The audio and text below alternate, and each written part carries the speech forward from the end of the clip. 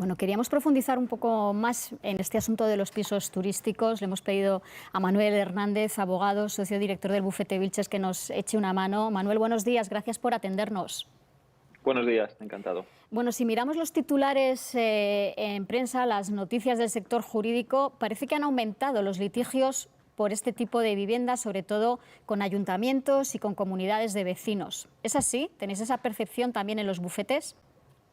Sí, efectivamente, es así. Es decir, en España la cuestión es que no existe una regulación unitaria sobre los apartamentos turísticos o las viviendas de uso turístico, sino que en total hay 17 regulaciones o normativas de alquileres turísticos que desarrollan la regulación, las restricciones, las sanciones y al final, bueno, pues en función de cada comunidad autónoma, cada zona, se dan más o menos litigios y problemática derivadas de este tipo de apartamentos o este tipo de viviendas de uso turístico.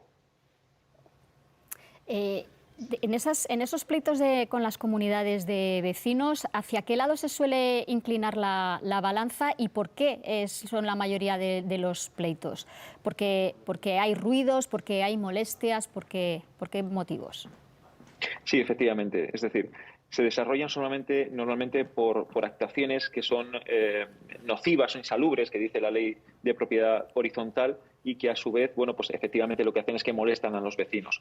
Algunas se desarrollan también por unas ciertas tensiones que se producen por el número de este tipo de apartamentos turísticos, que hace que muchas veces sea difícil la convivencia por la cantidad de personas que entran, sales y sobre todo la inseguridad que generan en esa comunidad de vecinos, porque no pueden controlar de una manera efectiva quién entra o sale de la vivienda. Y por otro lado, bueno, pues también a nivel de ruidos, de situaciones que se dan.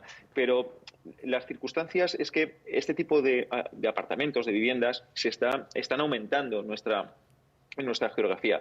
Y realmente las problemáticas que se están dando judiciales para poder limitar esa vecindad que debe reinar en comunidades de vecinos entre viviendas al uso y viviendas de uso turístico, realmente no hay una normativa que ahora mismo regule qué se puede hacer o qué no se puede hacer dentro del uso de este tipo de viviendas o apartamentos. Y, por tanto, muchas veces el juez debe acometer las sentencias con base a la ley de propiedad horizontal o bien con las normativas autonómicas, que, como digo, son muy dispares en función de la geografía española. Manuel, una sentencia reciente del Supremo le dio la razón al Ayuntamiento de Palma de Mallorca, que prohibió pisos turísticos en algunas viviendas en comunidad. ¿Esto sienta jurisprudencia? ¿A partir de ahora es necesario pedir la autorización expresa de los vecinos para instalar una vivienda de este tipo?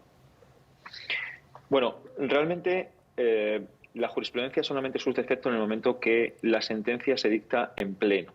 Y, por tanto, una sentencia en sí no genera jurisprudencia. Lo que genera son unos antecedentes judiciales sobre los que uno puede fundamentar su reclamación judicial. En principio, no hay jurisprudencia consolidada sobre esa obligación por parte de los propietarios de apartamentos o viviendas de uso turístico para poder establecerlas con una autorización expresa de la comunidad de vecinos.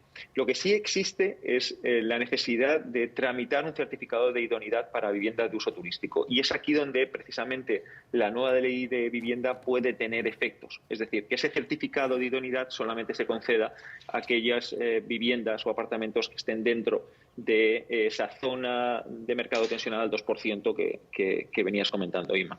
Manuel, vamos a hacer un paréntesis porque están viendo los espectadores en una ventanita mientras tú hablabas que está despegando ya el avión en el que viaja el rey emérito, el rey don Juan Carlos Lluís Guilera. Cuéntanos. Hablábamos con Manuel Hernández, socio del Bufete Vilches, de los pisos turísticos. Y para acabar, Manuel, quería preguntarte si esta enmienda que ha planteado Podemos podría cambiar mucho la situación respecto a la legislación de este tipo de pisos. Sí, por supuesto que lo podría cambiar.